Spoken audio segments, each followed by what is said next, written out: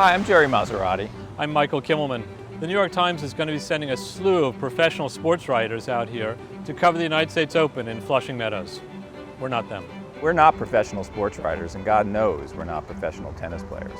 I'm an art critic and I write a column in Europe, and he runs the Times Magazine. But we did manage to score a couple of press passes. The sports writers will be keeping track of the scores, who won and lost, and providing the kind of great analysis the Times tends to do with all sports stuff. That'll free us up to roam around. I'll be blogging the Open as I've done here before. I'll be tweeting with this phone every day, turning every random tennis thought I have into a 140-character tweet. You can follow my tweets at JerryNYT. You can also see Jerry's tweets on the Straight Sets blog, where you can send us your comments and questions. We're calling our feature Open House. Michael, there's been an enormous response to your piece on women's tennis in the Times Magazine.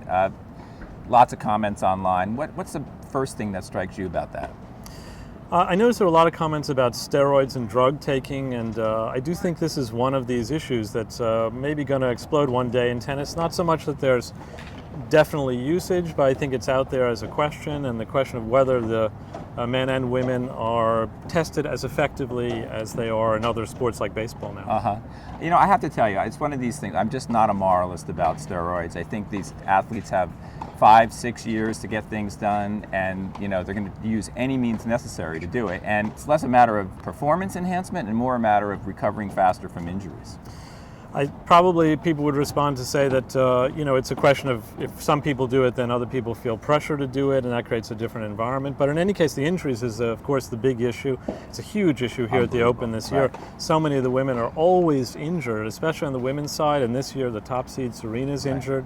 A bunch of other people, Henin as well. It's a long, hard court season in the summer, and you know you just see bodies starting to break down, and it's absolutely relentless through the summer, playing in these hard courts in the heat.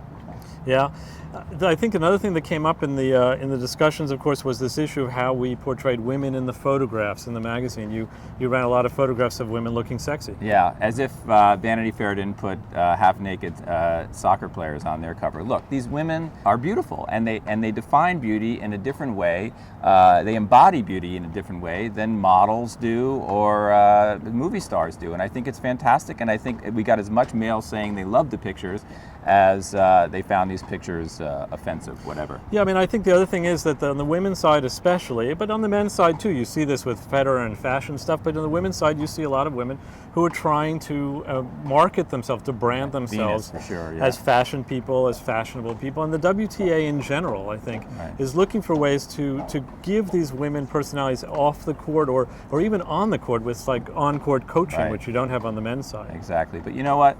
The real story starts here, today, on the hard courts at the US Open. That's right.